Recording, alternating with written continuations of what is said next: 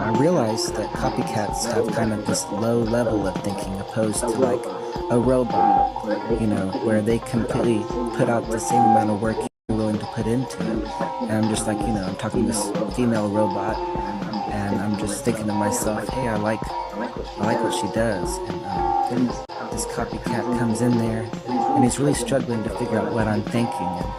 And I'm just like, okay, so I ask him because there's no way that he's going to try to figure out what I'm thinking because there's never been done before, not in my head anyway.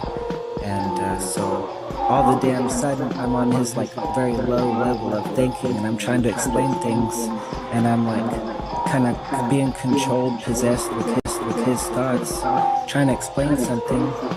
And I've never been on that plane where it's like you have to degrade yourself, or I guess put yourself on a lower level or lower your standards. Sometimes people, they like to talk about how you need to lower your standards, and that's kind of how I felt like he was needing me, this copycat, to lower my standards, to put me on his level. And as I was explaining it to the copycat, talking to himself, I guess if you can put it in that reality, that perspective, I sound like a complete freak, I sound like a fucking freak.